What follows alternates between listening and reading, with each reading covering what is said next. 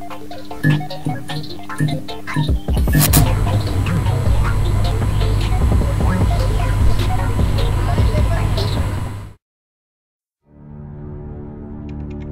life,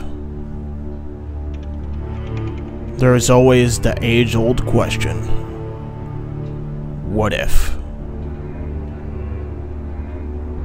Nowhere is that more prevalent than in the world of professional wrestling.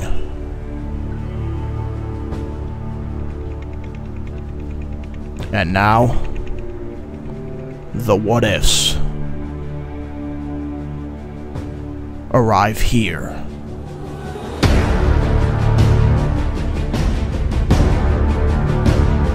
Wrestling Fortune 44 Incorporated presents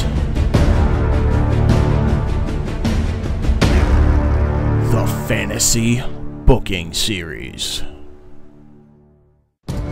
Hey, what's up everybody? Welcome to the Fantasy Booking Series. I'm Owen Finch and I'm here with James the Heat Man Hebert.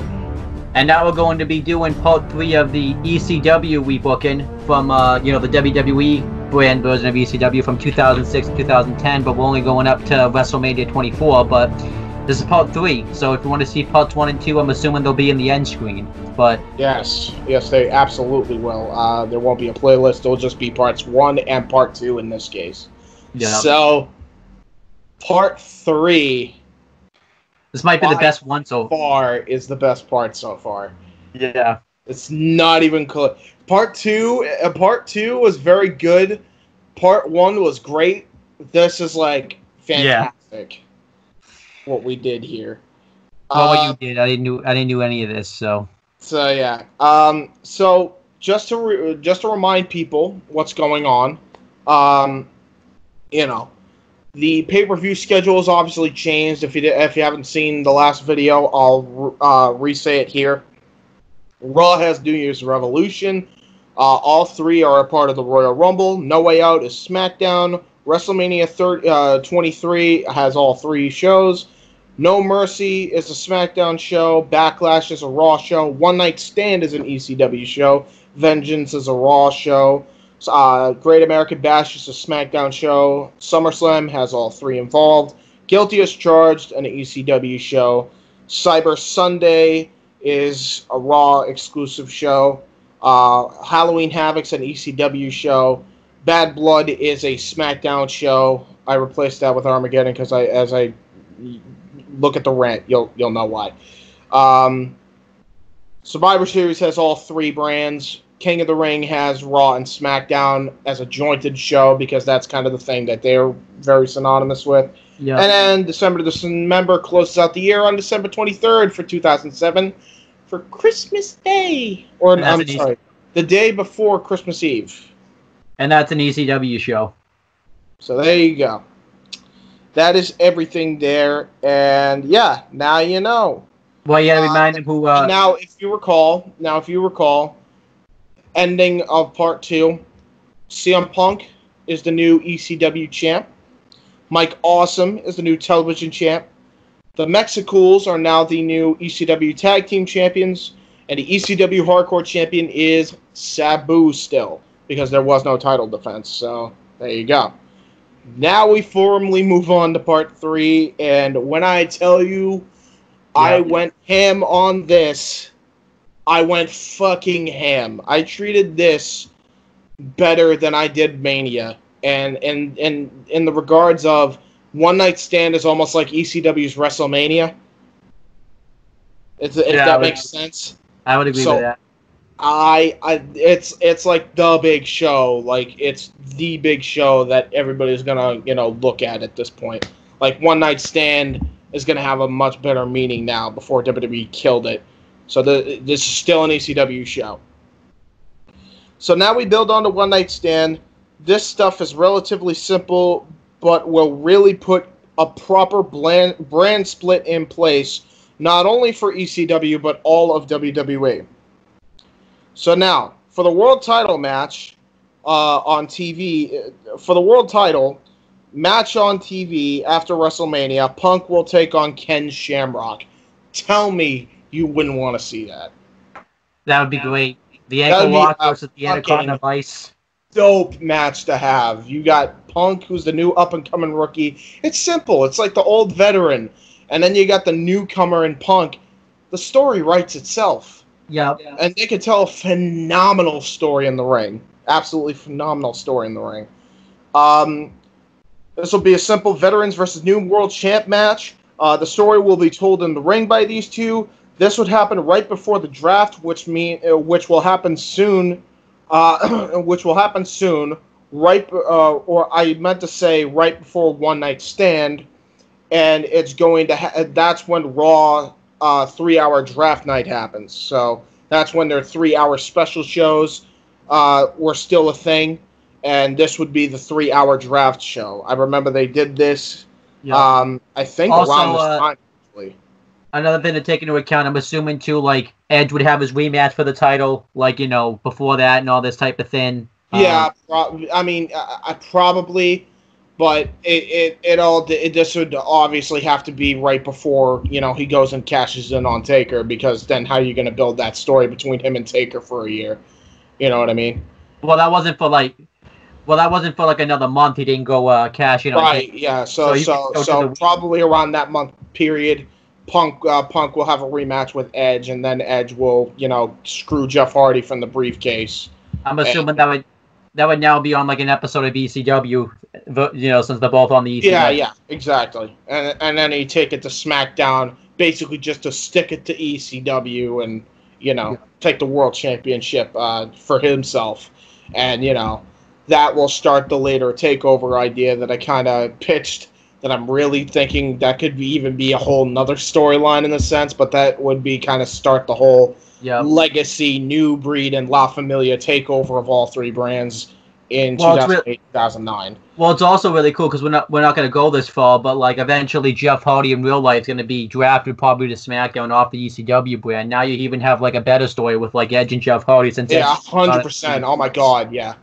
And not only that, considering the fact that he would have had like 2 long-term rivalries, not like he had one with Batista, but just by proxy because Batista had one with the Taker, and so he had to have one with Batista. But yeah, I think this would have been way better, because imagine a triple threat match instead of Triple H, it's Taker, Hardy, and Edge at the end of 2008 at the final SmackDown pay-per-view, where Jeff Hardy gets his moment. Or, hell, you could, instead of doing what they did for the triple threat at Mania in 25, that's your triple threat. Not necessarily. That could be triple threat. Well, not necessarily. I would rather have because I still want to have Taker versus Shawn Michaels at WrestleMania 25. So fucking yeah, that's right. You don't want to mess. You know what? Fair enough. I guess you would have to do that at the Royal Rumble then. Yeah. That match. Well, it's also pretty cool. I have the triple threat at the Rumble, and then Taker versus Michaels on Mania, and then Jeff Hardy versus Edge to close out the show. Because that have a much better chance. I don't think it would have topped it, but it would have had a much better chance and been better received than Orton and Triple H was. Yeah, absolutely. I think you had that in the middle of the card somewhere, they would have been fine. Yeah. So yeah, there's that. Anyway, that's going way into the future. We're still in 2007 right now. Yeah. So after the match with Ken Shamrock, Benoit comes out and stares down Punk to challenge him at ECW One Night Stand 3. This is the way you can finally do that. Don't wait for it. Don't fuck up the whole brand to the point where you do it too late before the tragedy happens. Yep. Do it now. Have him lose. Give him time off. Now that will come later. So, Mike Awesome. His ECW Television Championship run's going on. He wrecks shop as champion, going through the likes of Big Show, Justin Credible, Taka Michinoku, Shane McMahon, and Ken Anderson. All of a sudden, he runs into a familiar foe. By this point, Masato Tanaka would have beaten Sabu on television after a lengthy run with the Hardcore title with many classic bouts. By this point, Sabu would have carried that whole division. Yep. They now cross paths, and it's a winner-take-all scenario at One Night Stand. So now you got two main events. You got Benoit and Punk, and then you got the final match. And you're building this up as the final time Masato Tanaka and Mike Awesome battle. This is the final battle. This is the final end to the war that they've had off and on for the last decade. Yeah, absolutely. I was so... Dude, it was a coin flip. I didn't know...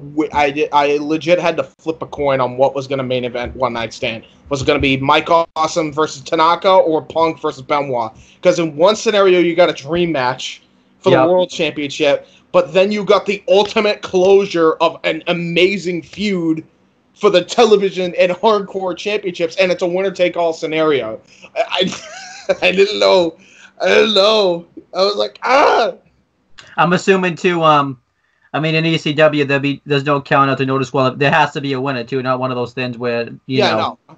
I mean, both matches are going to be no DQ anyway, because all the matches are no DQ, but you're going to see a lot more weapons in the Masato Tanaka and Mike Awesome match. Yep. Because, holy shit, that's going to be great. So that builds up that. It's a winner-take-all scenario. Mike Awesome, you know, is going to be great. He's going to be fucking great. And this is going to really redeem him as having that final battle with Masato Tanaka. Meanwhile, in the tag team division, Mexicals have awesome tag team title matches with FBI and later M&M. This will then lead to an awesome tag team match between the Mexicals and the Hardy Boys. This is going to be a great tag match on TV. Now, if you notice, the title matches are going to be very babyface heavy.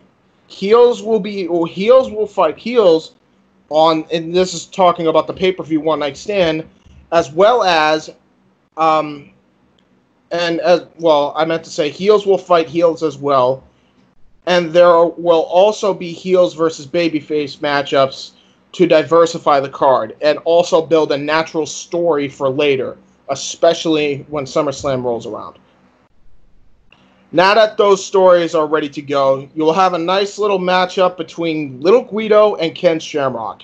He makes a whole deal that he's the best technical wrestler in the world because he's the Sicilian shooter, he's Little Guido, and blah, blah, blah. But Ken Shamrock takes exception and challenges him to a match at One Night Stand. The match gets signed prior to draft night. That is a very important thing. Prior to draft night, they sign on the dotted line that this match is going to take place. That will be crucial for later on what goes on. Shane McMahon is appointed leader of the New Breed after Edge leaves for world title gold. No hard feelings, says Shane McMahon. In fact, it was a very nice business decision, as we will find out later on. To build on the booking idea later, tisk tisk, maybe in part 4? Maybe, yeah. However, in the midst of his rant on the ECW originals, Raven comes out, acting as the anti-hero and cutting a promo on how he underestimated the spirit of ECW. So by this point, I believe Raven was having some contract negotiations open right around this time. Could you imagine if you booked ECW this good? Yeah, there would be no dispute. You could easily coax them in to come in. Yeah. And the first and natural feud would be him and Shane. And dead ass would just be him and Shane. That's perfect. Do that. That's how you do that. So that's his first match back is against Shane McMahon. That is a match. That is a match I don't think people even knew they wanted until I fucking build this up the way I did. I'm like, God damn, where the hell... You know what it is? I've been booking WYW for so fucking long that it's like... I'm starting to actually understand how to weave in stories. Yeah. Whereas before, like, I was good, but I was just, like, kind of throwing shit together. And it's just like... Now I'm, like, kind of understanding how, like, alright, how am I going to make this make sense? I can't just have Raven fight Shane McMahon. How am I going to have Shane McMahon, you know, talk shit? And then how am I going to have Raven, who's never really been on Tommy Dreamer's side, you know, kind of defend ECW a little bit, while also kind of being, like, you know, going to the beat of his own drum. And that match is set up. The match is set up. It's natural, you know what I mean? Johnny Nitro and Joey Mercury lose to the Mexicools, as said before. This leads to an implosion of the M&M faction as Mercury and Nitro shove each other down. With Melina torn in the middle, this sets up a heel versus heel match going forward. So now you got another match. Two disgruntled tag team partners, heel versus heel, going at it. Who is the better tag team wrestler? I like it. Match. It's a match that we always wanted too, because they were I believe in 2006 they broke up, but then they got back together again. And I think in 2007 that's when they kind of started to have like real heat with each other. So you can, even if you can play that up, you can absolutely play that up. 100%, you could easily play that up. So do it. Yeah. Like that. This is the beauty of an ECW booked right. Like, when I remember ECW, it's weaving that perfect sense of realism and meshing it into the storyline element that Paul Heyman was so infamous for. And I'm booking like Paul Heyman. I'm booking like Paul Heyman with Shane McMahon as his filter and Tommy Dreamer as like an underling to both of them. Yeah. Because remember, the writers of the show are technically Heyman. Heyman's the head writer. Shane McMahon's like the head of that brand. Like, he's the head writer. And then you got Dreamer, who's kind of like, the third head writer. In that order, you know what I mean? So Dreamer, Heyman, McMahon. Perfect. Shane That's McMahon, perfect freaking combo right there for, real good storytelling. Absolutely. And that's how I'm thinking like. I'm not just thinking like myself. I'm thinking like, how would they book this? Then we have a 6-man tag team match. The New Breed of Ken Anderson, Elijah Burke, and Marcus Corvon versus Tommy Dreamer, Sandman, and Mick Foley. That's a simple feud that you can have. Easy peasy. Now, I noticed one thing I didn't explain in part 2 much, and that was how Ken Anderson kind of got into the group. It's pretty simple, right? He was originally a part of the Varsity Club, felt like that was going nowhere, and out of all the people I could see get injured, I feel like it would have been C.W. Anderson. I think he legitimately suffered an injury on the independent circuit around this time. So that's why I think, all right, Ken Anderson and C.W. Anderson, Ken just says, fuck this, and becomes his own man. So it's kind of like an Austin thing where he left Ted DiBiase. He's just like, Ted DiBiase like went home, and so he's like, I don't need him. All due respect to Ted DiBiase, I don't need him. You could do that with Ken Anderson. And then Ken Anderson do something like they did in real life with Ken Anderson and Cole Cabana. After Ken Anderson can like attack him like after like a exactly. Do something like that, like what they did on NWA Power. Only this time it's C.W. Anderson instead of Cole Cabana. Which, by the way, C.W. Anderson, when he came back to NWA Power, did fucking great. Yeah. But I digress. So that's happening, and then they, New Breed's been on a recruit-heavy thing to find a 5th guy now that Edge has gone to SmackDown, and they find Ken Anderson. And they're like, Shane's like, hey, you know what? I like what you bring to the table, kid. I like your moxie. Kind of reminds me of me.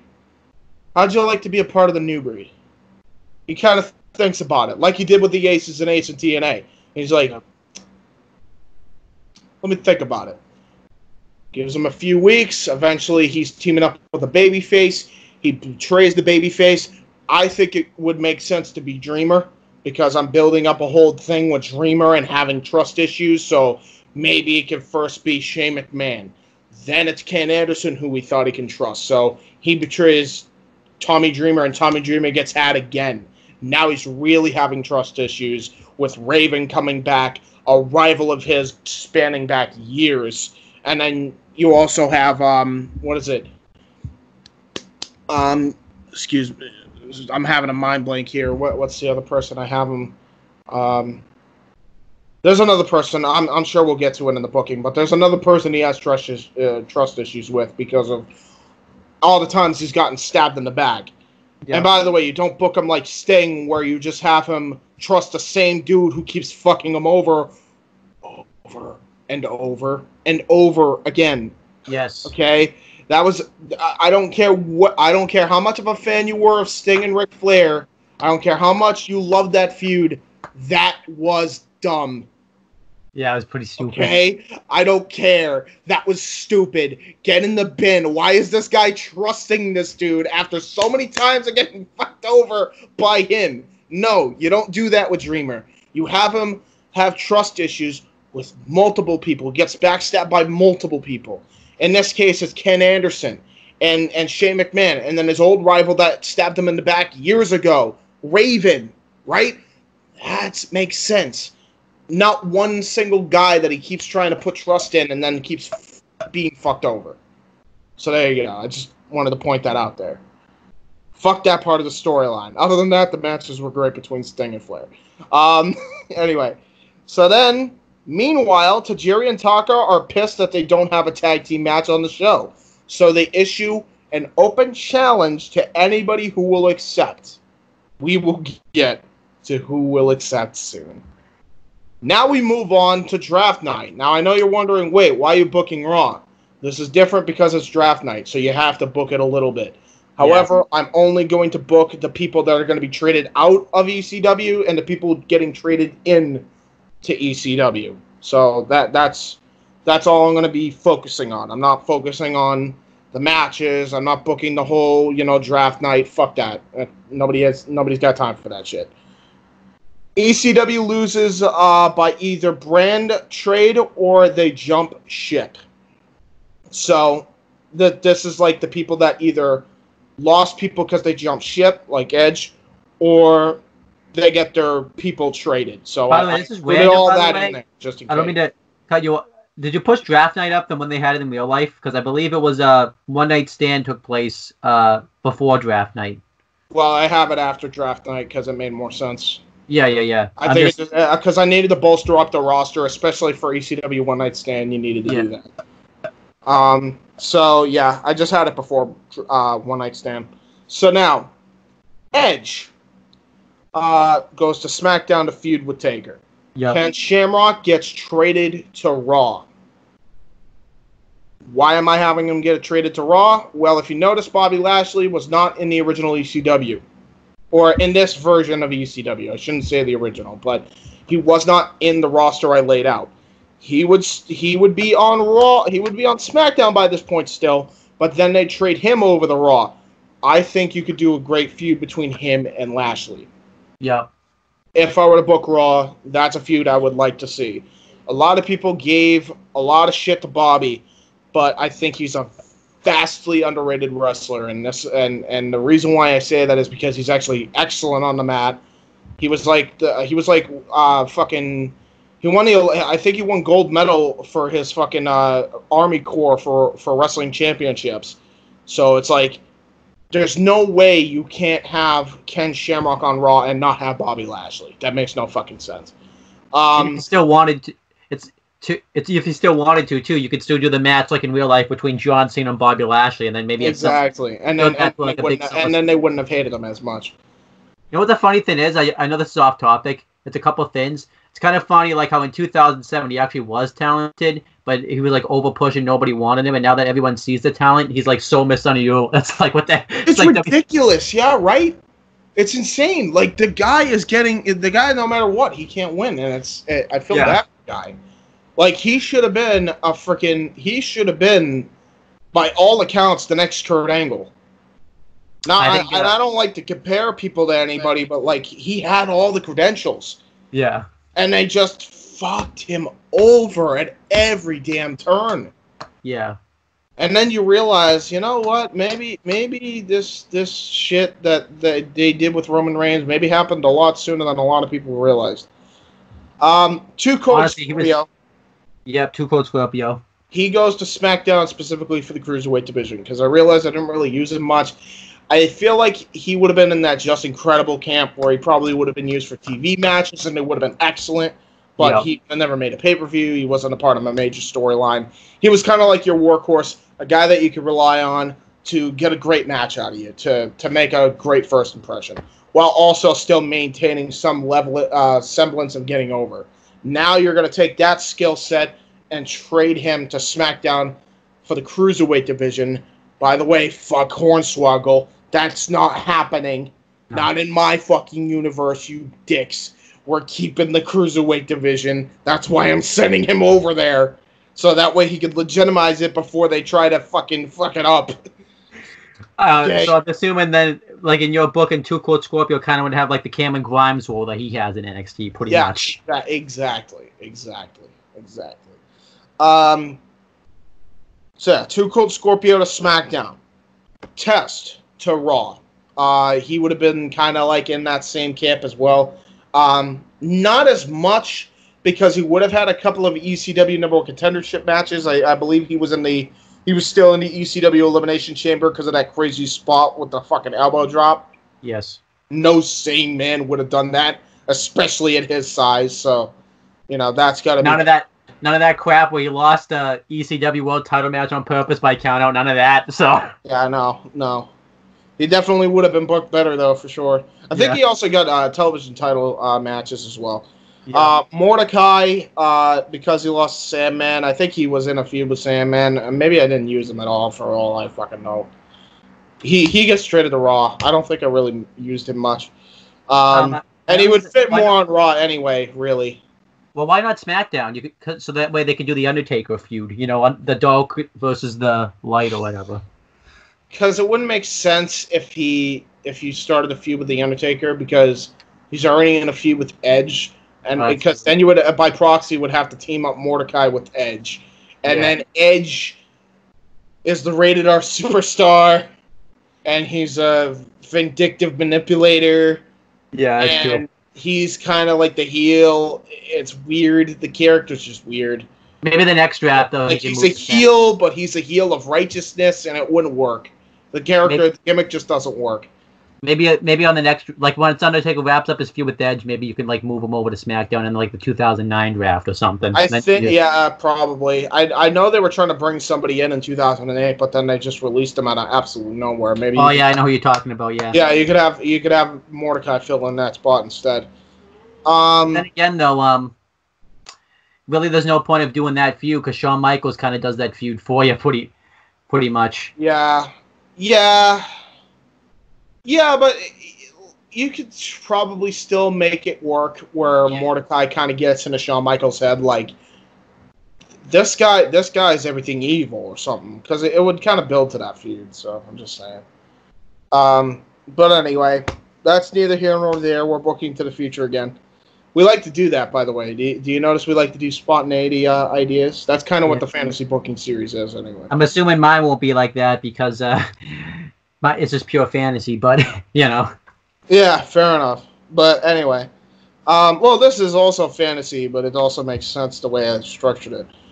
Steven Richards to SmackDown's Cruiserweight division as well. He's kind of like the Too Cold Scorpio, just Incredible camp. He's kind of just there. Hardcore Holly to Raw and Finlay to SmackDown. So I'm breaking up short-lived tag team between Hardcore Holly and Finlay. And that's it. I know this is gonna be insane, but I'm gonna keep Hornswoggle on ECW. Yeah.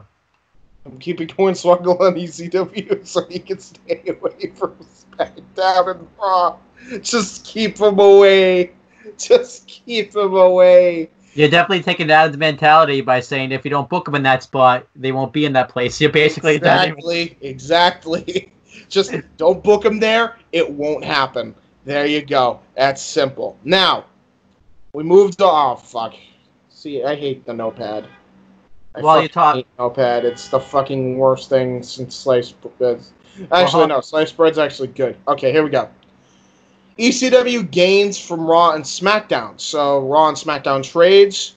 They get Rey Mysterio, Carlito, Mark Henry, Kane, Kendrick and London, who I am now calling the Free Runners, The Miz, and JBL. Before you click off this video, just listen to what I have in store for Bradshaw. I think a lot of you are going to like it.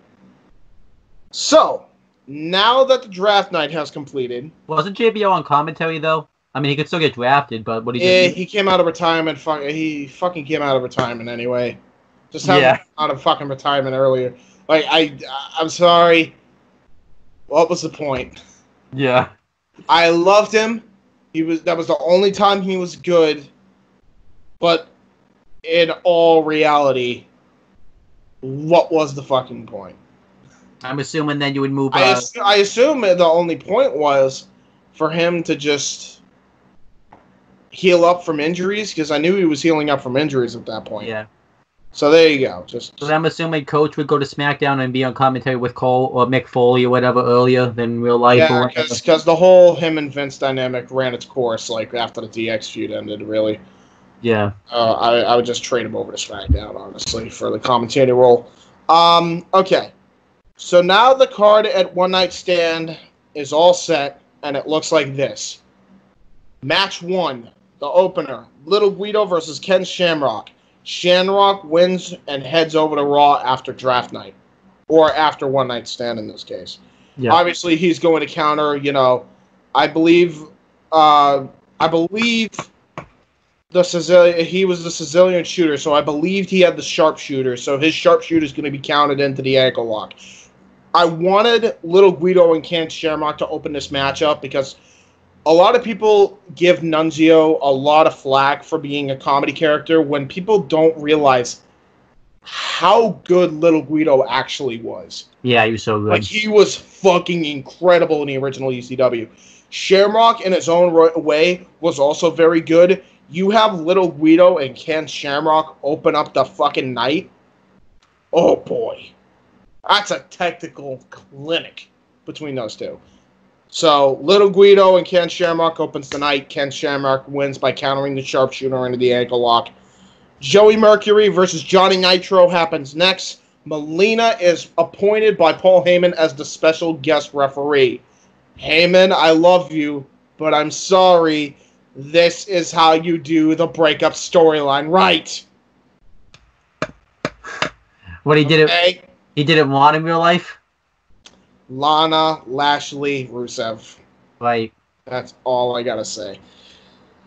Johnny Nitro wins with help from Melina, who betrays Joey Mercury, then ends up smashing Joey Mercury's face with a concerto, writing him off TV. So Joey Mercury would have the injury in kayfabe as opposed to real life.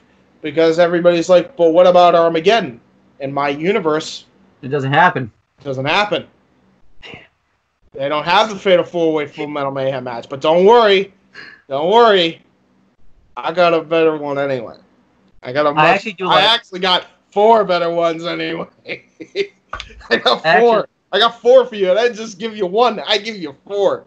But I actually do like this, though, because he's breaking off Johnny Nitro. Maybe this is going to be when he gets to the John Morrison. This is when he turns into John Morrison. So this is also building up to a future team-up between him and The Miz, which is why I drafted The Miz as early as I did, because you're going to want him there. Yeah.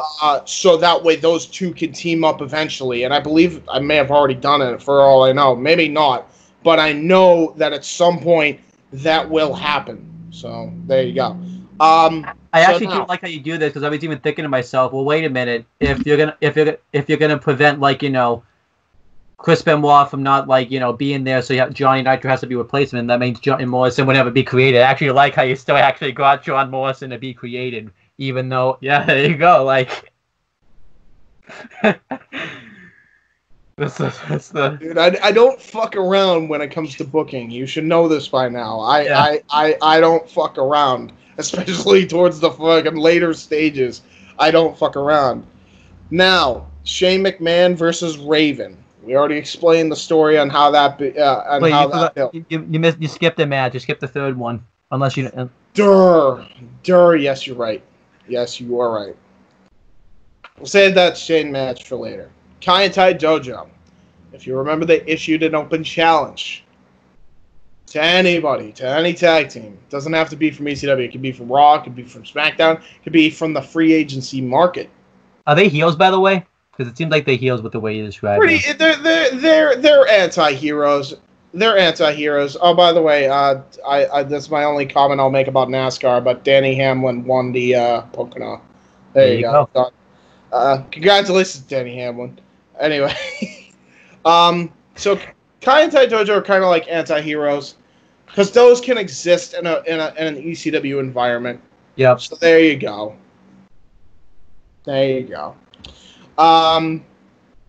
But they're the heels in this scenario because who is to accept but Alex fucking Shelley and Chris fucking Sabin, the Motor City Machine Guns, come to ECW. Now, I know everybody's going to be like, but they were still with Impact. Wrong. They weren't even an Impact until, I think, 2000. I think they weren't officially signed to Impact until 2008. Yep. I love TNA around that time period.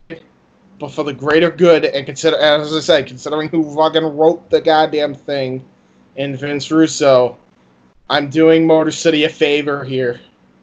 Yeah. Doing Motor City a favor here, and bringing them in to ECW. You gotta offer them like Paul Heyman, and Paul Heyman ain't stupid. I know Paul Heyman and the way he goes about it. It's like, we gotta get these guys. If you're gonna have the free runners here, we need to have the Motor City Machine Guns. Like, yep. That's a dream match right there. That's a dream match scenario. And not to mention, you got the Hardy Boys in there. You got the Mexicools, which we've been building up for the last 8 months. This tag team division can be stacked if you add the Motor City Machine Guns. In this case, Motor City Machine Guns are FTR. So there you go.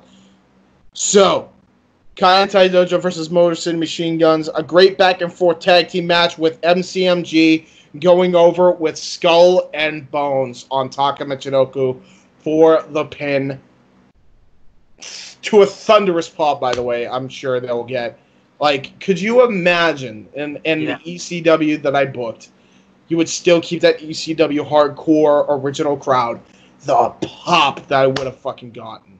Oh, that'd be great. Dude, that would have been the fucking great. And they're not fighting a terrible team in Tajiri and Taka.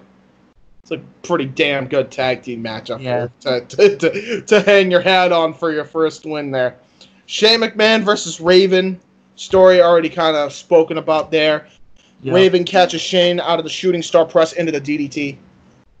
You can, it's pretty simple. You just have him catch him in midair. It's fucking perfect. Like, I envision it now. Shane McMahon twirling into the air. He catches him, and then he spikes him. Shane McMahon sells it like a champ. 1, 2, 3 wins. Now, we go on to the ECW Tag Team Championship match. The match is phenomenal, but the ending's the real story. So, Mexicools go in as the champions. The Hardy Boys are the contenders. Mexicools win the match when all of a sudden the Hart Foundation, or I meant to say the Hart Dynasty, Yeah, that's why I was confused when you wrote I'm the so sorry. Yeah, that was my fault. That was a fuck up on my part. The Hart Dynasty, who were in WWE Developmental by this time, attack the Hardys, while Crime Time attack the Mexicools. Motor City Machine Guns and the newly drafted free runners, Brian Kendrick and Paul London, come out to chase off the bad guys. And then you just have the Hardy Boys. Oh, thanks, Dad. The Hardy Boys, the Mexicools, the Motor City Machine Guns, and the free runners all staring each other down after they chase the Hart Foundation or the Hart Dynasty. I'm gonna make that fuck up. I think it's just a mental thing. The Hart Dynasty and Crime Time off. That's goosebumps right there. In literally, keep this in mind, Owen. In about a span of 2 weeks, I just created the best tag team division in WWE. Oh my, yeah, that's not even a question, yeah.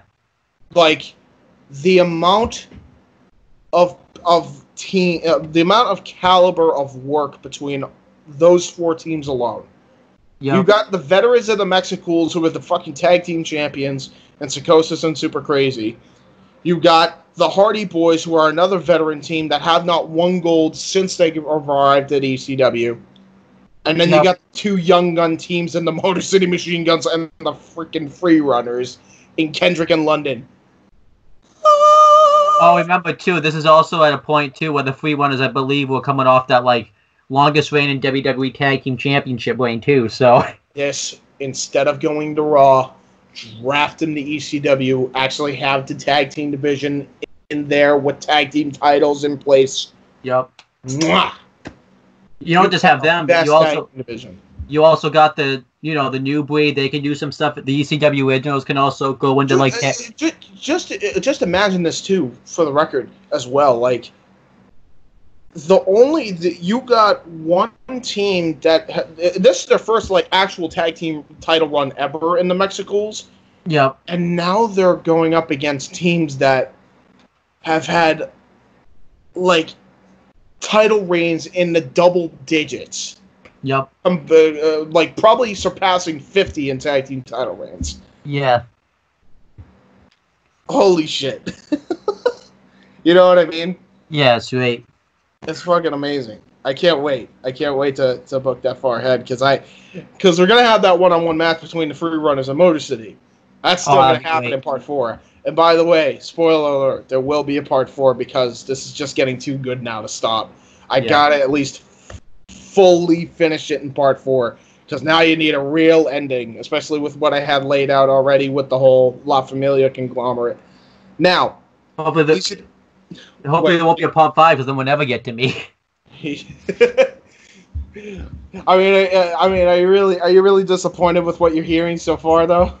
No, I just want my turn, man. Like no, I feel you. No, you'll get your turn for sure. I'm gonna make part 4. Part 4 is definitely gonna be the last part. ECW Television Championship and Hardcore Championship match. Winner takes all. The final chapter of Masato Tanaka and Mike Awesome. Awesome wins with a brutal Awesome Bomb on top of a pile of chairs. The two being through a bloody war, shake hands, and that ends the fucking greatest feud in ECW history. Yes! Great. That's fucking amazing. So yeah, this is not semi-main. This is like right before the 6-man tag. Well, it's actually the end too, right? It's not gonna be one of those things where they're never gonna wrestle again. Like nope, fully done. They will never wrestle again. This is the final time that these two will ever fight one-on-one. They sign a freaking contract stating that. Yep. To the point where they cannot do it anymore. They cannot fight each other anymore. Now, you get to the new breed, consisting of Ken Anderson, Elijah Burke, and Marcus Corvon versus the OGs. Obviously, that consists of Tommy Dreamer, Sabu, and Sandman, and or RVD. And maybe you can have Sandman in their corner while Shane McMahon's in the other corner. Just saying. New breed win when Ken Anderson hits a mic check from the top rope. Shane comes down and assaults them. When Rey Mysterio, who was recently drafted, for fuck's sake, I hate autocorrect. You know that? I just noticed that mistake. That was not me. But anyway, Shane McMahon comes down and assaults them. When Rey Mysterio, who was recently drafted, and Chavo Guerrero, who also came out of retirement by this point, not in 06. Yep. Not in 06. Come down for the save. Oh my god, it's everywhere apparently. Yeah. Fucking autocorrect. I'm just gonna make a rant on autocorrect real quick. Autocorrect is the biggest pile of dog shit when it wants to be the biggest pile of dog shit. Because it changed it autocorrected Chavo's name to Chaco. What the hell is that anyway? I don't know. It just recorrected to Chaco. Anyway, Rey Mysterio, who was recently drafted, and Chavo Guerrero, who recently came out of retirement, come down for the save until Chavo wallops Rey with a chair and they brutally assault him. they break Ray's knee like in real life, and the new breed stand tall with Chavo, not Chaco, Guerrero. Yeah, I love it. Just like in real life,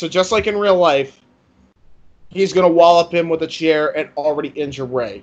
But this is more going to be a kayfabe injury, because I think if you don't have the feud with Chavo, he can get knee surgery earlier.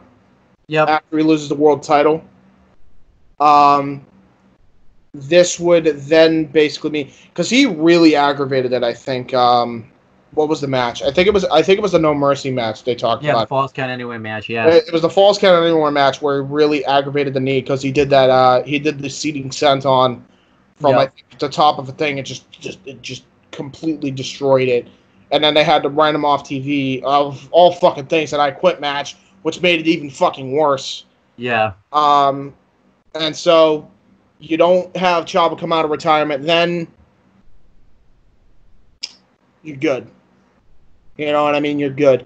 I think Ray can get the surgery earlier. It probably is only out for 3 months as opposed to 9 months. Yep.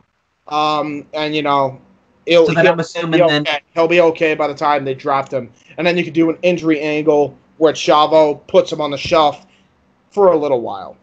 You know. So then I'm assuming then, like, in real life, then Ken Booker would just, like, cheat to win the world title. He'd probably have a surgery then, and then he would, like, be back, He would have his rematch with Booker, and then yeah, he would have his surgery and then be done. Yeah. There you go.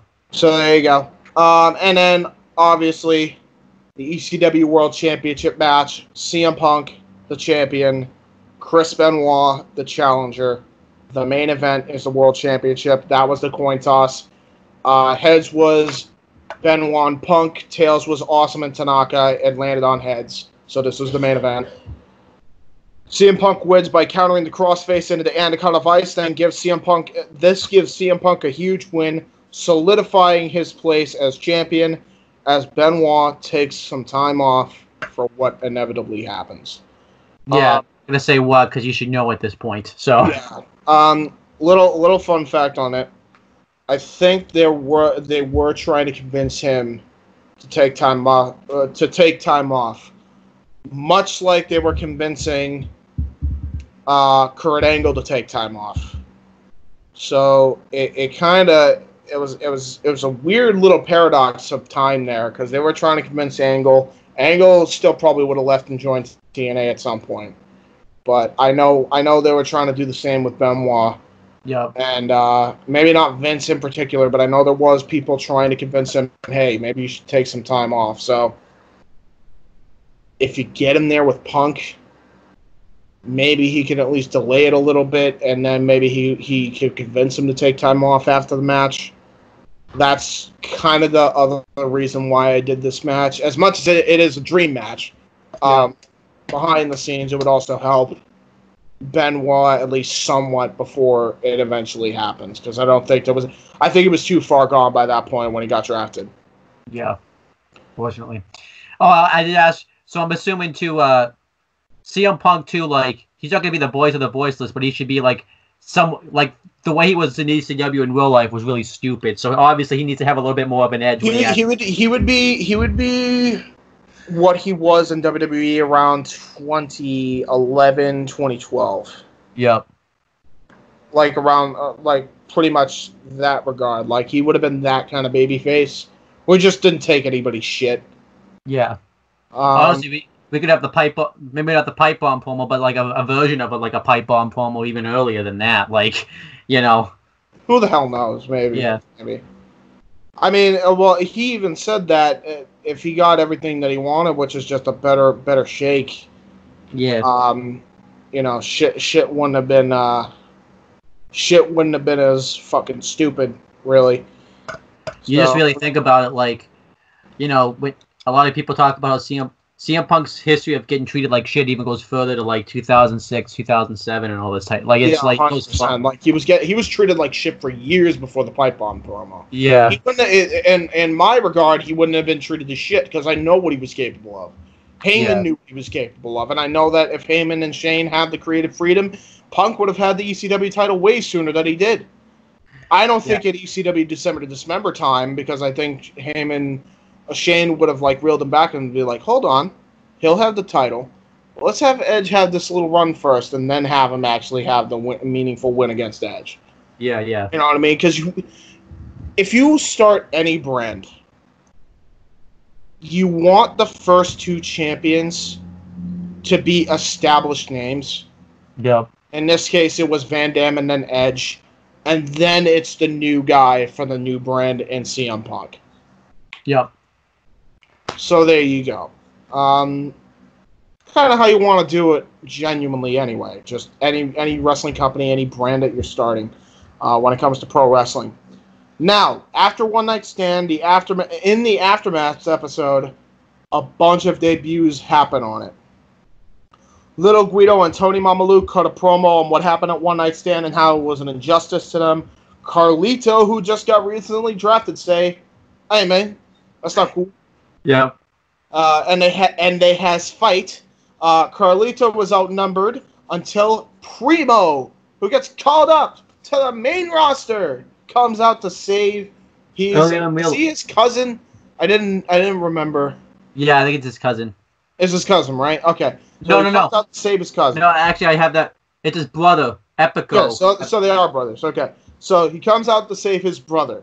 Carlito and Primo Colon embrace, and that's saved for the first hour of the show. While Primo and Epico win, they are ambushed by the debuting Big Vito. Yep. Now going by Vito Luciano, he and the rest of FBI, including Trinity, stand tall. So now you got a little small faction. Big Vito Luciano joins Tony Mamaluke, Little Guido, and Trinity. And now they're all kind of like this little sub-faction there. And, you know, you got essentially a nice little feud there between the Colones and FBI. Building up the tag team division. Do you see what I'm doing here? I'm feeding the tag team division. I'm also feeding the singles division, but I'm really feeding the tag team division here. Yeah, absolutely. Now, remember that Kane and Henry would have still had beef by this point because of how Henry helped Edge win the World Heavyweight title. That still happens. Keep in mind, Kane gets drafted to ECW, Henry gets drafted to ECW. They has beef, they has fight.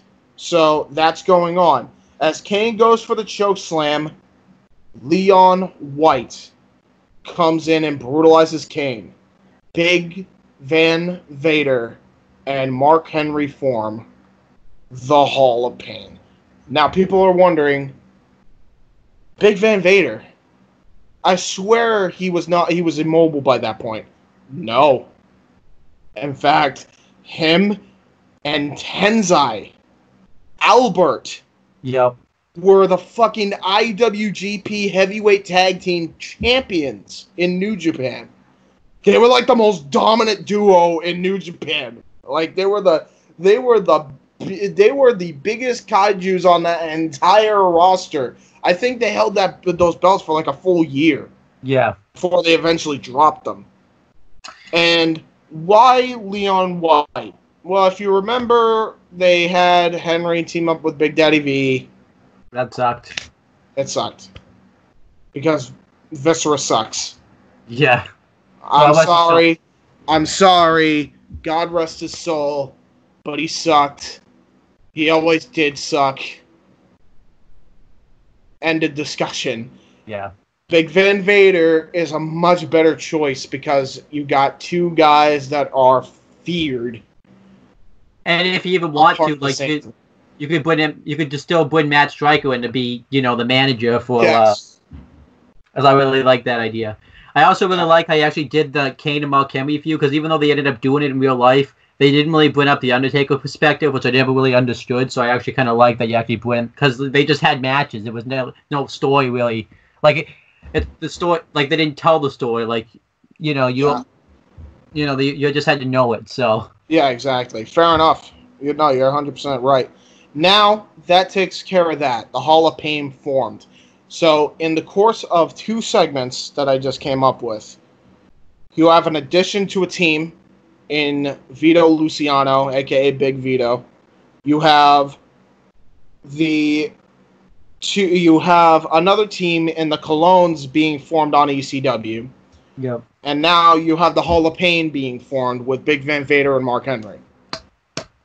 So, now we get to another team being formed. Slowly, but they be formed.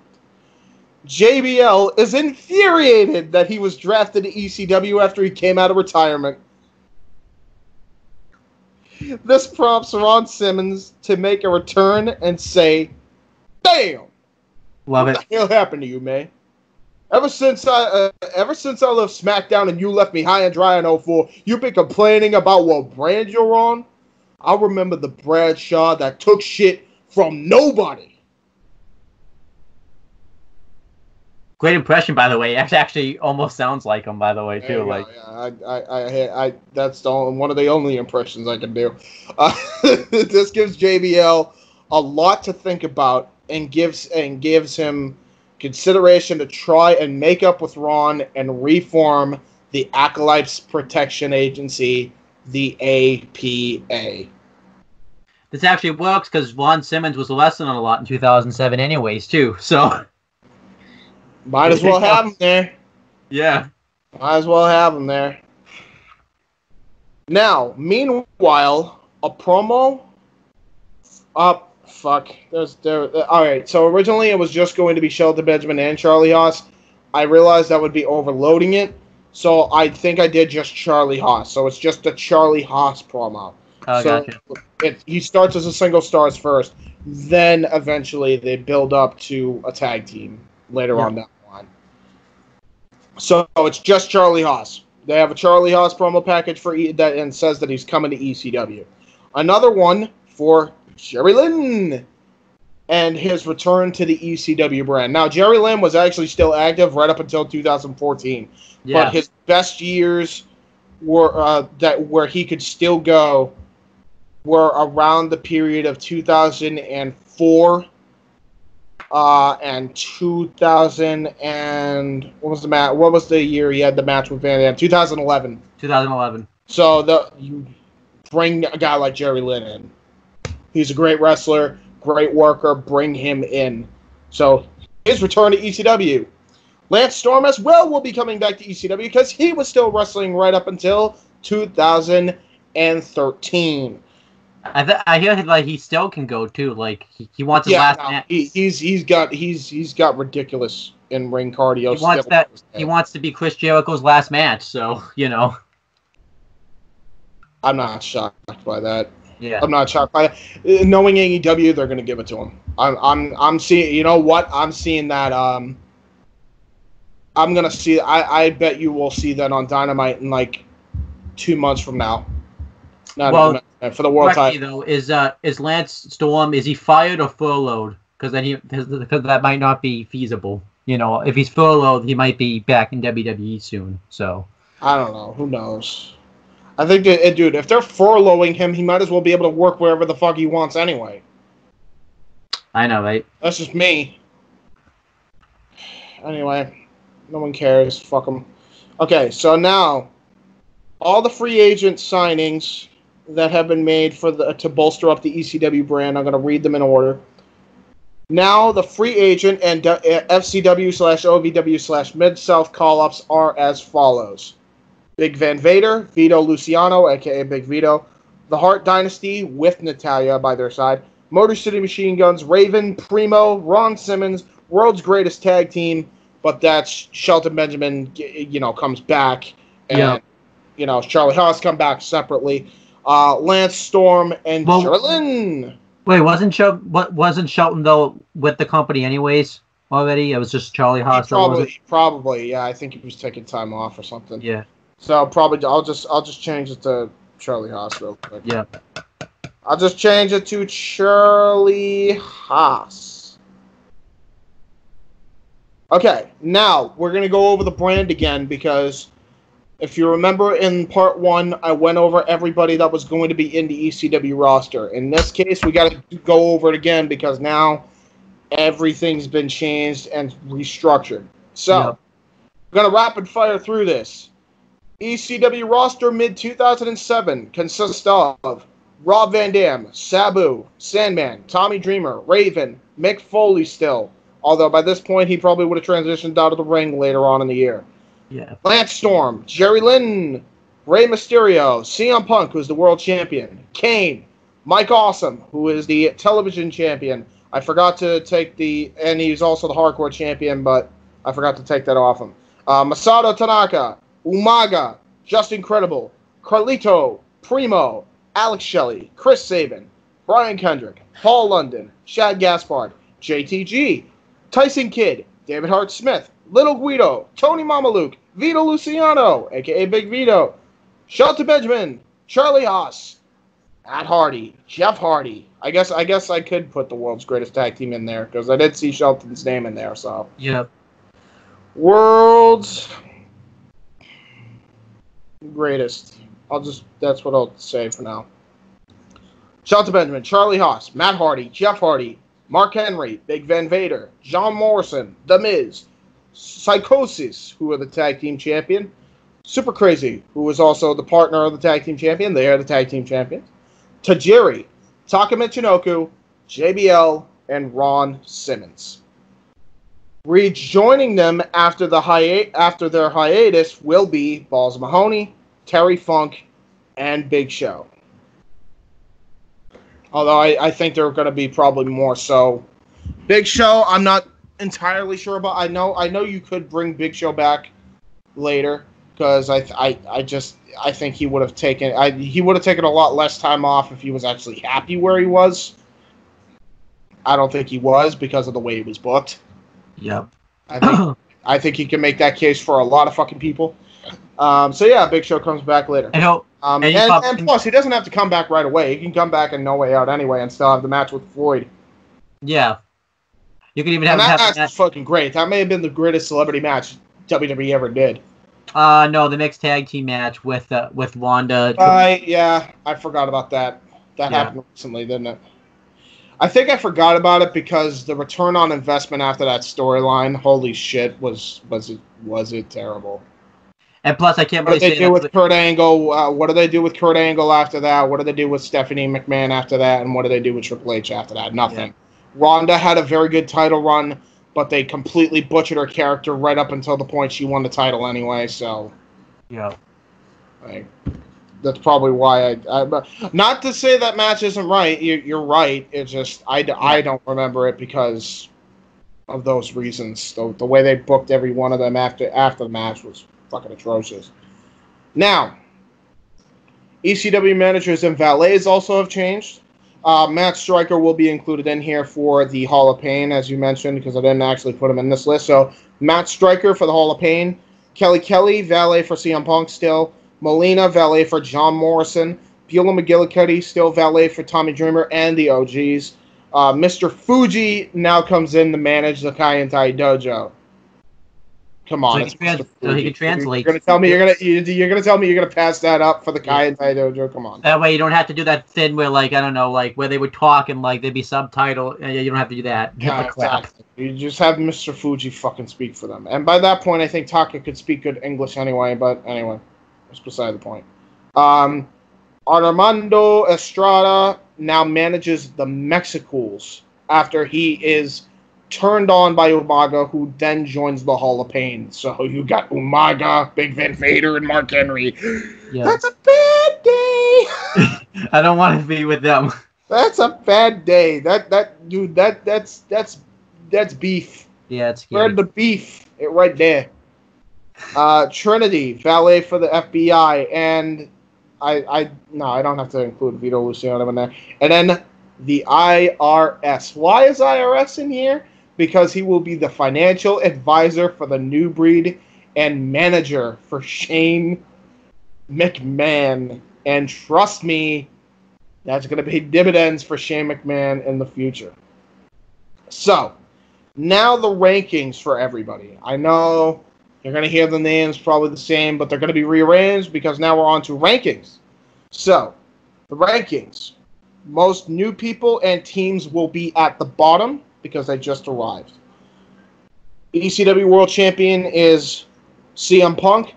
ECW Television and Hardcore Champion is Mike Awesome, and the ECW Tag Team Champions are Mexicals. Question: is Mike Awesome defending both belts too at once? Yes, he's defending them both belts, like kind of like what Amanda Nunes is doing for the UFC. Yeah. I think bantamweight and strawweight titles right now. So yeah, he's doing it like that. He's defending two belts. Each one is, he's defending a different belt. He's not defending none of this. I'm going to defend both belts in one night crap. Yeah. Seth Rollins, I feel like Kenny Omega with the, when he had since he has the tag team and the AAA Mexican Championship or whatever. Yeah, right, exactly. Yeah, he just defended. That's a better comparison, probably. Yeah. Now, ECW World Title contenders will be Mick Foley, who's the #1 contender. CM Punk and Mick Foley on TV. Yes. Just yes. If not, maybe even on pay-per-view, because those two can go on the mic and build that feud for days. 4 days. Just saying. 4 days. Tommy Dreamer is second. Raven in third already, because, again, a lot of these guys are new. Van Dam hasn't really gone for the heavyweight title, so he kind of moves down the ladder a little bit. And Raven also got a big win on Shane McMahon. Yep. Chavo Guerrero, and John Morrison and Kane. So the three new guys that really haven't really, they just got there and haven't really done much. ECW Television title contenders. Ken Anderson, who is the #1 contender. Carlito, Shelton Benjamin, The Miz, Jerry Lynn, Sabu, and Jeff Hardy. That right there, my friend. I like that. Is a nice television contender little thing right there. Those are some good-ass workers right there. Those are some good damn workers. ECW Hardcore title contenders. Shane McMahon, Masato Tanaka, Umaga, Just Incredible, JBL, and Sandman. Sandman hasn't really gone for the Hardcore title, really, because he's been helping his boys out trying to chase off the new breed. Yeah. So he's kind of preoccupied. Yeah. Plus, he's Sandman. He's drunk all the time anyway. Yeah. Knowing how I'm booking this, he's probably just going to join APA as like a third member honorary and be like, hey, let's drink up. Play some poker. Let's play some poker. Hit each other over the head with kendo sticks. Dude, they'll both do it. I used to love in the video. I know this is random. I used to love in the video games when he would do it and he'd be busted open when you would play as him in the game. Still. Oh my God, that was fucking great. Those are good times. So now, speaking of JBL, he'll be added into this later. ECW tag title contenders. Listen to this list, people. Yeah. Elijah Burke and Marcus Carvana, the new breed. Van Dam and Sabu are the OGs. Motor City Machine Guns. Crime Time. The Hardy Boys. FBI. The Colognes. The Free Runners. The Hart Dynasty. And the Hall of Pain. And later, eventually joining them, Benjamin and Haas and APA. That might be like one of the best tag divisions I've ever seen. Shut up and take my money. Shut up and take my money. The only ones that really like rival with are like the Attitude Eras or like maybe AEW's tag division. Like that's it. Maybe. Probably. I don't know, man. There's some good workers there, dude. I mean, you're talking about some veteran teams, some new teams. Like Combo City and Machine Guns and Free Runners especially. Colognes, the Hart Dynasty as well. But you might have to address a criticism because a lot of people are going to have this, that there's no women division in the ECW show. A lot of people are probably going to have this. But dude, there's a women... All right, so for those who don't know, women's division is all going to be on one damn show. Yep. Especially in 06, there was not enough women to justify splitting it between two shows. I don't care. You're having the women's division on Raw or SmackDown or ECW. In this case, it's going to be on Raw. Cruiserweight division's on SmackDown. The Hardcore division is an ECW. There you go. It all makes sense, okay? Okay. I'm just telling you this because you know those people. You got to have those people. So you got to. Yeah, well, you know, both of these. Okay. So now we build the matches to SummerSlam. Now we got all the ranking stuff out of the way. So I originally thought I was going to book 4 teams in a TLC clinic, but now I realize that there will probably be 4 teams in 3 separate TLC matches, and whoever wins those 3 matches will go on to face the Mexicools in another TLC match at SummerSlam.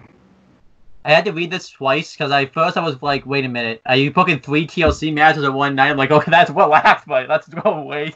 No. This is gonna be split up between the TVs. Yeah. TLC Mayhem match 1 are the Hardy Boys, who win the match, versus Van Dam and Sabu versus Crime Time versus the Hart Dynasty. Yeah, fantastic. Oh boy, That's a some good shit. that might be my favorite out of the 3, honestly. Well, TLC Mayhem match 2. I don't know. I don't know that this is a dark horse pick. FBI versus the Colognes versus the Hall of Pain versus the Motor City Machine Guns. That's some crazy shit. Yeah. That's some crazy shit. You got 2 big beefy dudes, and then you got the rest who are high flyers. Yeah.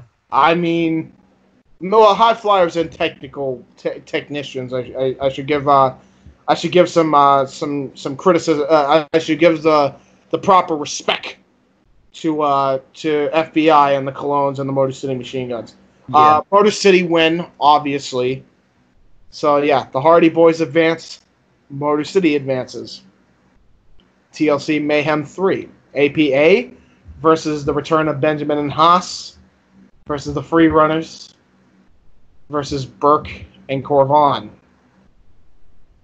Free Runners win that, and the stage is set for SummerSlam. TLC Mayhem, the final match to determine it all. Free Runners, Hardy Boys, Motor City. Oh my gosh. Mexicools. Take my money. It's done. It's done. Yeah. This match honestly may have the potential to steal the iconic moment. Everybody thinks I'm crazy about that, but the workers involved in it, considering you already have veterans of the TLC match in the Hardy Boys anyway, Yeah. and then you're adding Motor City, Kendrick and London, and fucking Mexicools to the mix. Yeah. I don't know, man. Like, that has the potential to take the That already makes best SummerSlam TLC match of all time, man. And it already makes SummerSlam 2007 such a much better show than what it was in real life. Dude, it's not even funny. Because what was the only good match out of the whole thing? What? Maybe Cena and Orton? And that was like, and even now, like, you've seen the match so much, if you probably went back and watched it now, you would still find something to hate about it. Yeah, right. Oh, yeah, because that was our first meeting, technically, right? Yeah. And maybe Cena shouldn't have Yeah, probably. Oh, I do have a question. Considering we want to build this fucking conglomerate idea, maybe you don't have him fucking win. Yeah. Just saying. I do have a question, though, because this deals with a caveat. So technically around this time, that's when the Vince McMahon limo exploded / the legitimate son angle would have started, and Ken Anderson was going to be the son. So what happens now then? Is that safe for part 4? It doesn't happen. Here's the reason it don't happen. This took place on draft night, correct? Yeah, when Vince put his limos in. Well, yes. It don't happen. Because if you remember, they came up with that story the week before draft night. Yep. That was a spontaneity. Let's do the storyline. This is when they were really just going off the rails and not long-term booking for anything. Vince just wanted to throw whatever the fuck on the wall and make it stick. Yeah. So this time it doesn't happen because they wouldn't have thought about the idea at that point in time. Yeah.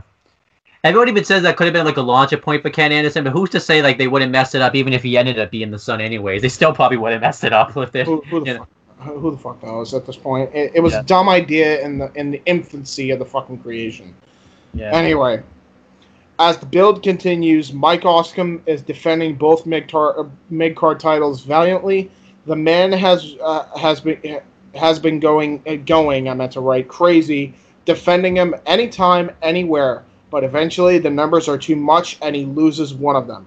He loses the Hardcore Championship to Shane McMahon at the behest of the New Breed, and more specifically, I didn't write this down, IRS interfering in the match towards the very crucial end. Ken Anderson is the #1 contender for the ECW television title, so that sets up that matchup. Ken Anderson versus Mike Awesome for the ECW television championship at SummerSlam. JBL eventually makes up with Ron Simmons and reforms the APA.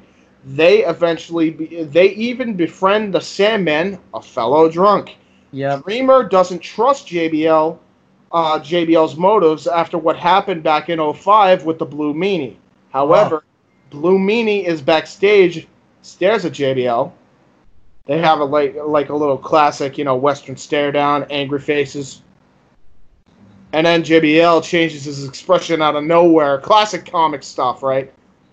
Hey, Blue Meanie! Blue Meanie's just like, hey, Bradshaw! And then they hug it out right in the middle, right in front of Dreamer. And then he's like, and then they all have a laugh. And then he joins Sandman and Simmons and him, and they all play poker, get drunk, and then Dreamer, he's just like, he's still being skeptical. He keeps his eye on Bradshaw. He's like, I'm watching you. This sets up for a potential match down for the two down the line.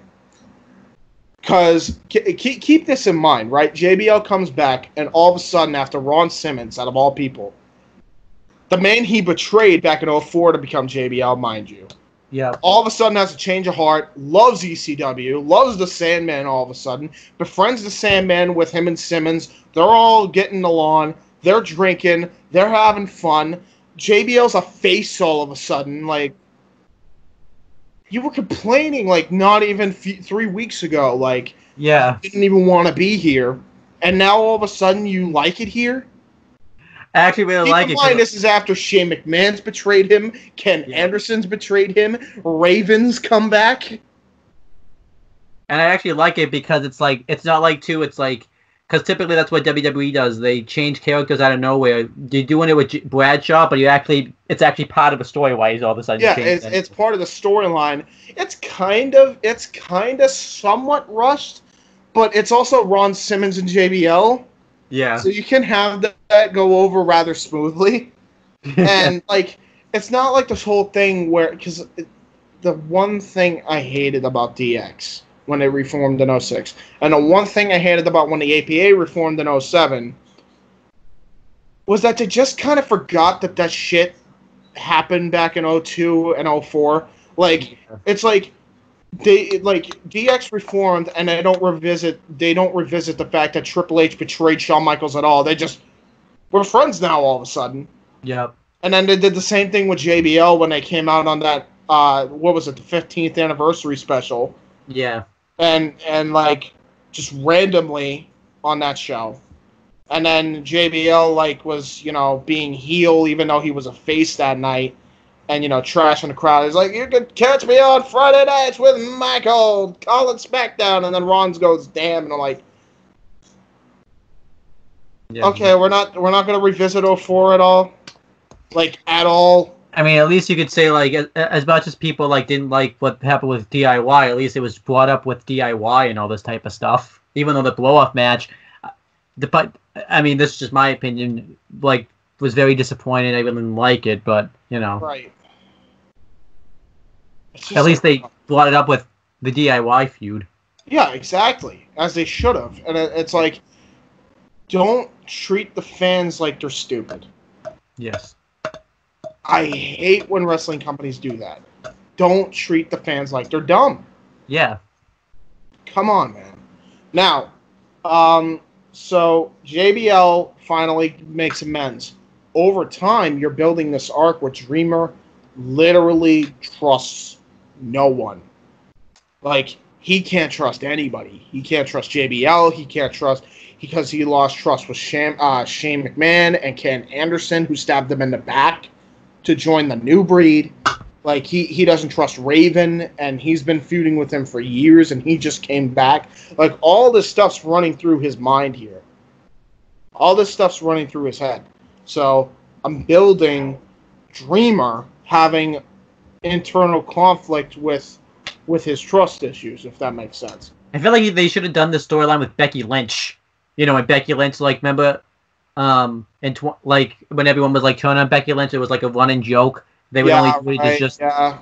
Well, remember, it was the same thing I said. And this is like the Sting storyline. Yeah. But worse, because every enemy she ever had, or that she ever had that betrayed her for so many times in kayfabe anyways, she went back to try to reform an alliance with. Yep. And then they stabbed her in the back in the end. I'm like, what the fuck did you expect, idiot? Like, it became a running joke. Like, everyone's turning on Becky.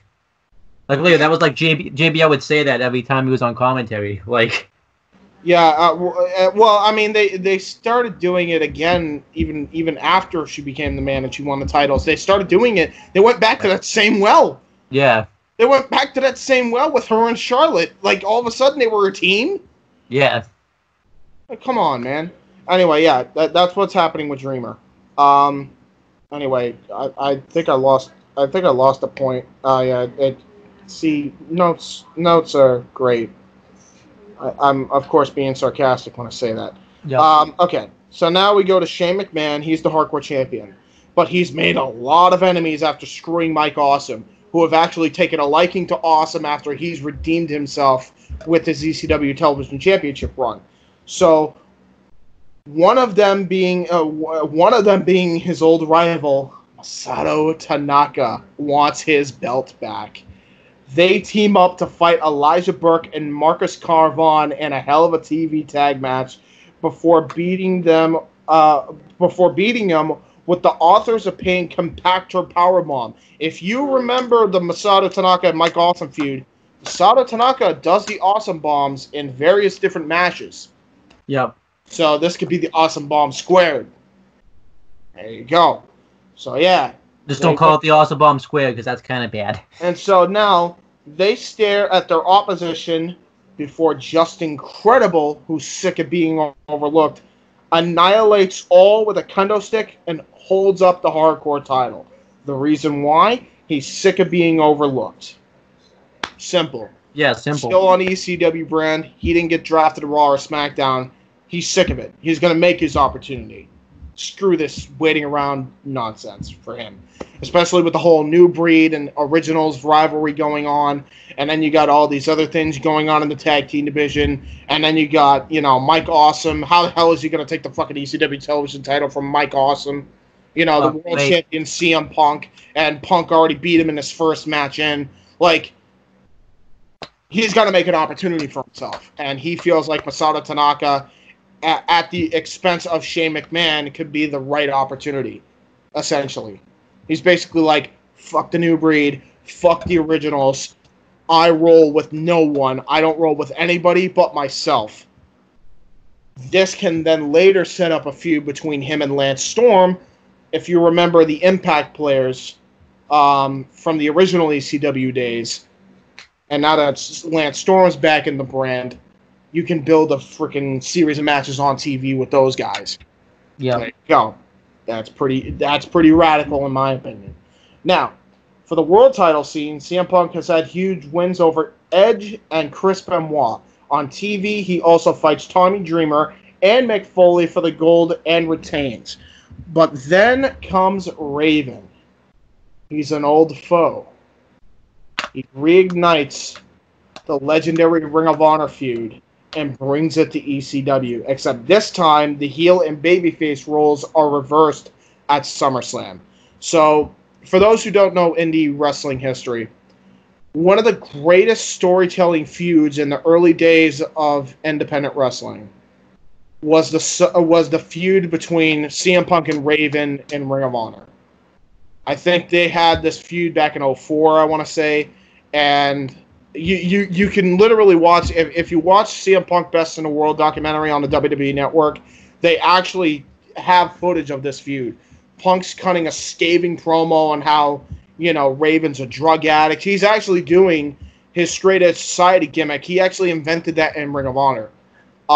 So he was doing that. They had a dog collar match, like, in real life. Yeah, too, it was a right? dog collar match. Thank you. That's what I was trying to figure out. So they had a dog collar match. This would not be a dog collar match, but this would be a world title match where anything goes. Essentially, it's like Raven's Funhouse in TNA, except now you're bringing that to ECW, and it's Raven versus Punk. If you actually remember, too, in, like, the early days of TNA, CM Punk went to TNA and was, like, friends with Raven. I believe he cost him, like, the NWA. I think that actually was the build also to the Ring of Honor feud, because Punk ended up leaving TNA to screw Raven or something like that. I know he wasn't happy in TNA, even in the short stints. But then they eventually, he eventually, like, said, I hated everything you pissed away and all that stuff. You could do that same thing here with Raven. He's doing his own thing. He's just kind of beating to his own drum. And you could do this feud with him and Raven, but the roles are reversed. Much more naturally, mind you. And Punk is going to definitely look a little heelish, but he's definitely going to look more like the babyface than fucking Raven.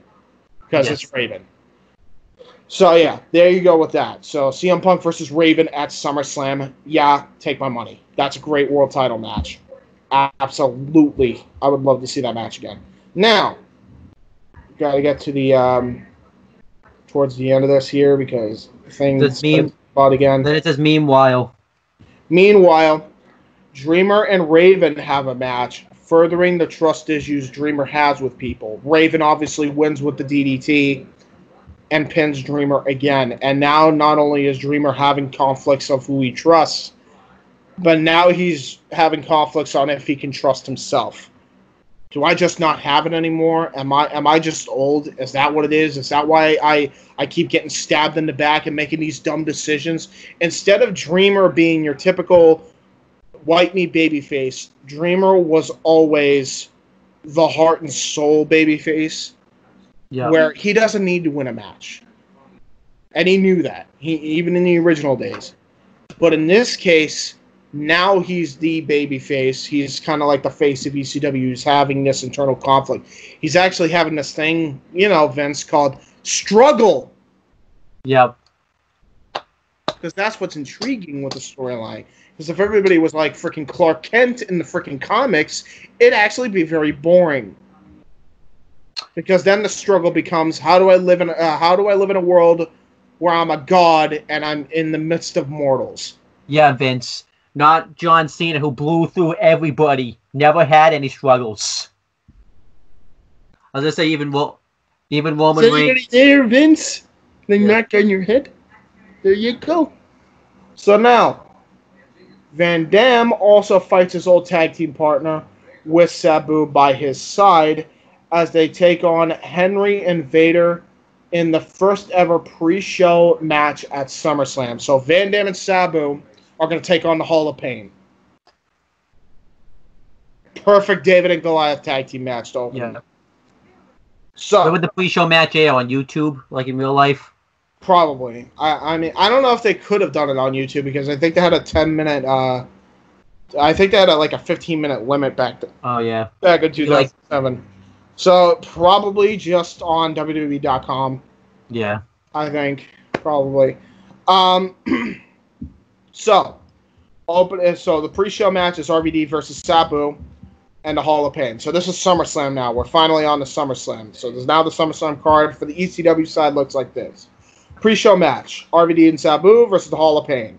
There really isn't a winner, but you can really assume Hall of Pain are going over because they need a big dominant win. Yeah. No better way to make a statement than on the preview of SummerSlam than by getting a win over Raw, Van Dam, and Sabu. By the way, this also makes your pre-shows not look weak. Can we actually do something, too, where we tease like an LVD heel turn and have him kind of go into the heel one that he is now? Because that's great. Like, I want to have that. Sure. What? Fuck you. Why not? I have him not the first time he went heel in ECW. Just saying. Yeah. Like, have him maybe after the match, or maybe, like, down the road, have LVD, like, do what he did to, like, Rhino in real life at this year. Or Fair enough. Opening match of the night. TLC Mayhem Fatal 4-Way to open SummerSlam off. The Hardy Boys, Mexicools, Motor City Machine Guns, and the Free Runners. Mexicools go in as champions. But just like in real life, but later, Free Runners win, but this time for the ECW tag team titles. So, I mean, how do I go over this match? Yeah. Big spot, car crash, big spot, great fucking tag team sequences, more tag team sequences, bigger spots, huge spots, Hardy swantoning somebody, friggin' German by Paul London, Brian Kendrick gets both belts, they win. Yep. There you go. There's the way the match goes. Lots of spots. It's gonna be great. ECW Television Championship match. Ken Anderson versus Mike Awesome. Mike Awesome wins with the top rope awesome bomb. Hardcore Championship Triple Threat. Justin Credible versus Shane McMahon versus Masato Tanaka. Or Masawa. I think I meant to say Masato, but it's all fucked up. Fuck autocorrect. Masato Tanaka. Shane wins after Credible hits the tombstone.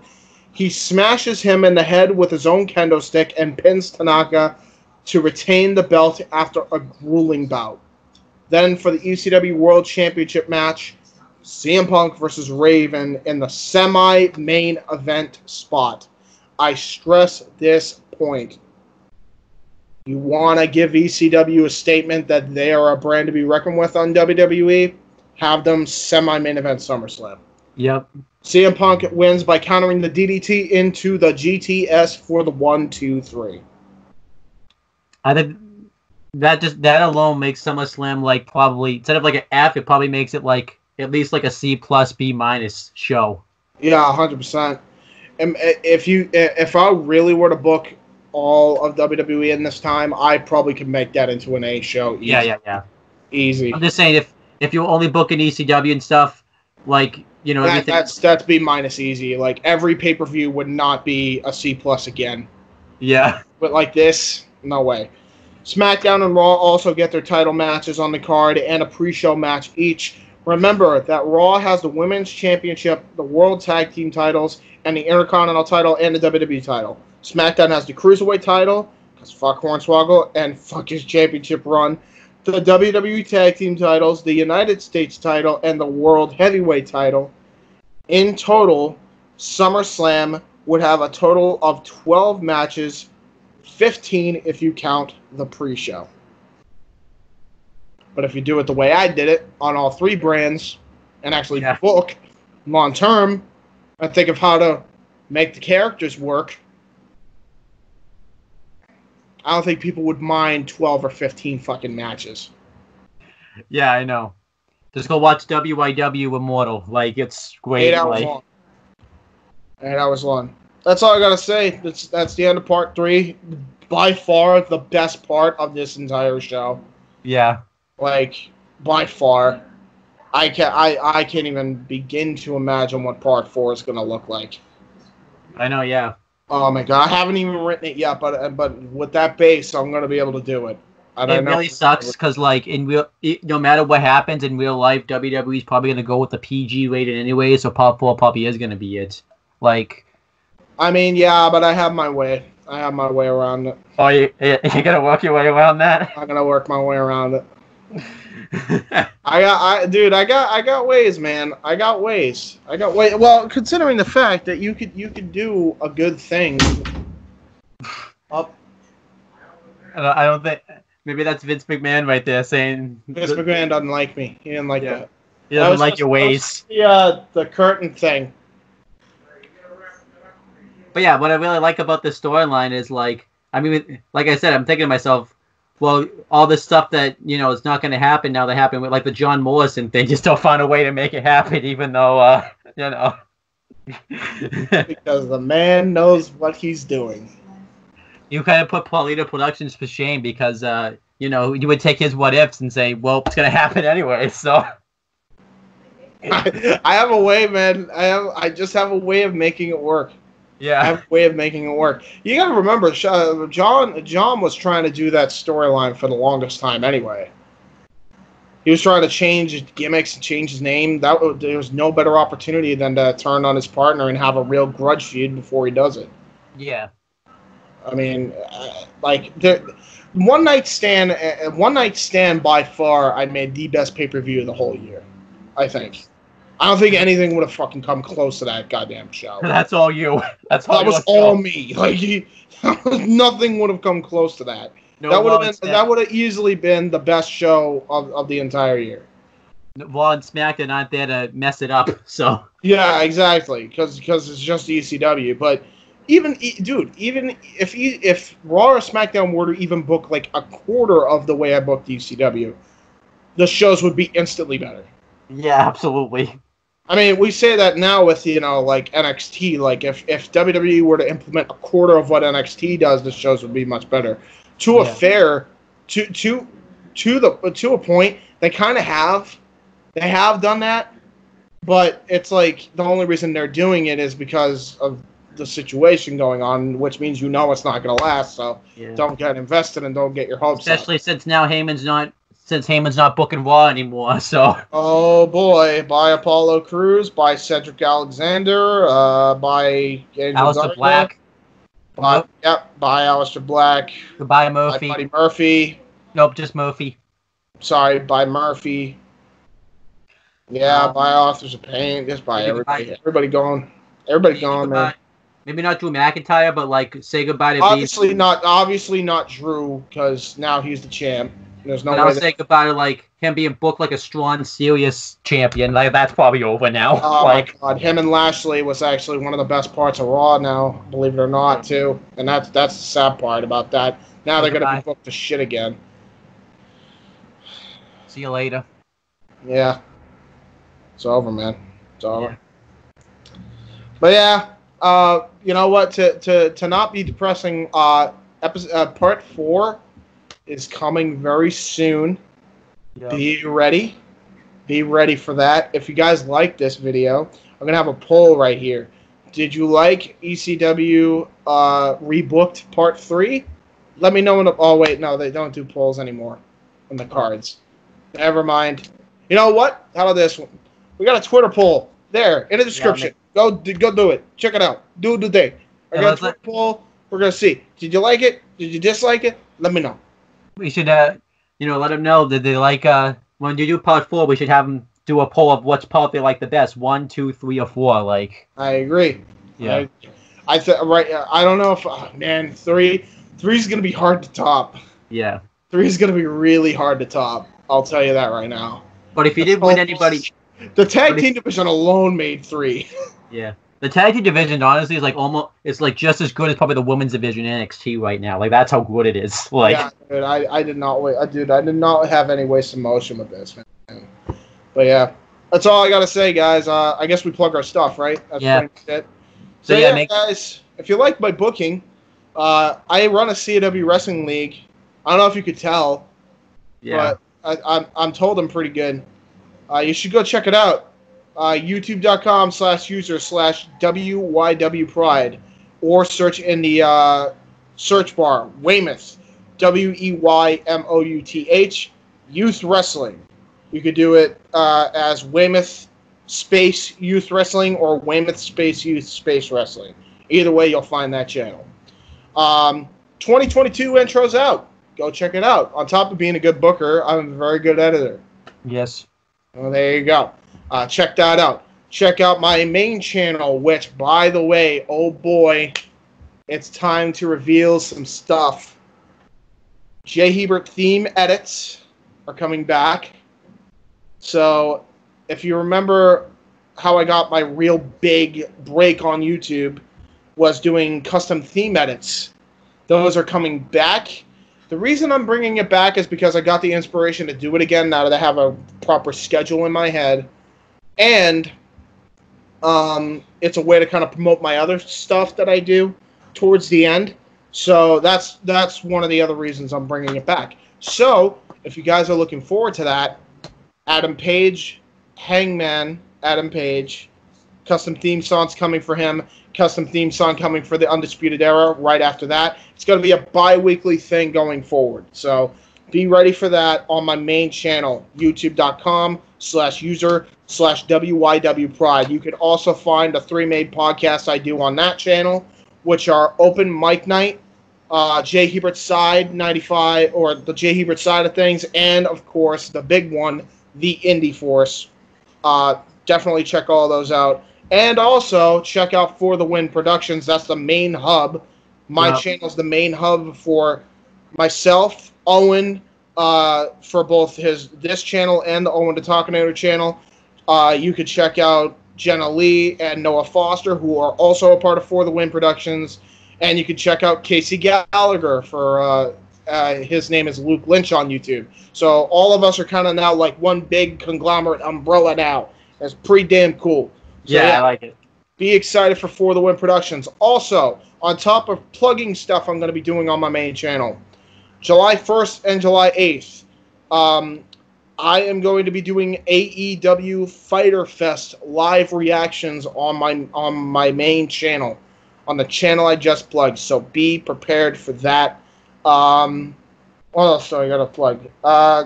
Check out the Hibiki TMD. I do the alternative for pay-per-view reviews. I don't know if he's going to count this as a pay-per-view or not. I'm going to ask him, but I know I do full-on pay-per-views like Double or Nothing and all the other pay-per-views like All Out and Revolution and Full Gear. I'll be definitely on for those. So check that out as well. Check out AEW Spark, because I'm also going to be joining Noah for that. 205 Live Matters as well. And check out, in general, NXT, because I may or may not show up on NXT Party at some point when NXT UK comes back. I think that's everything. I hear it's not, though. Are they scrapping UK? I thought I heard the rumors that they were. Or is that just... I wouldn't be surprised with everything going on. I would hope not. I would hope not. Yeah. Who knows? Hey, maybe they could just turn What's NXT into the format that NXT Party is anyway. Yeah. Well, I know, but I don't know.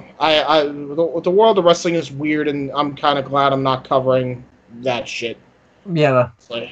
But as for me, so the end of July, me and Chris Dodd are gonna come on here, and since we haven't talked about wrestling in a while, when I'm fully caught up, because that's the plan. It's probably gonna be like after Extreme Rules. We're gonna make a big video talking about not every little thing, but like just saying what we think about wrestling up to that point. So that since it's been a while, we're going to be back next week to do part 4 of the ECW Fantasy Booking Series. We don't know when yet. We could, it all depends on our schedules. And then, I'm excited. I get to do mine where it's me and James is, like I said, it's Fantasy Booking Series, so it could be fantasy. It's going to be me and James as a tag team. So, that should be a fun one to do. I'm going to start working on it. And then you can check out the Owen the Talkinator YouTube channel for all my non-wrestling stuff. You can check out my CM Brothers channel for, my 400th video when it starts up. And, just make sure you check out all the Wrestling Rundown shows and Retro Wrestling Review series. Just watch it because I enjoy it. Watch Quizzlemania because it's really funny. I've watched a few episodes, and it's a really fun podcast to listen to, so definitely check that out. I only plug Quizzlemania so that way you could just finish your phone call real quick. So that's basically everything. Well, yeah. Is there anything else you plug? How about Adam's how Adam would book Roman Reigns, because that's really damn good. Yeah. I can't plug the Becky versus. Plug everything. Let's not keep plugging everything. Damn it. Yeah. Okay, so, we'll talk to y'all later. Bye. Yeah. See ya. Yeah. Talk to you later.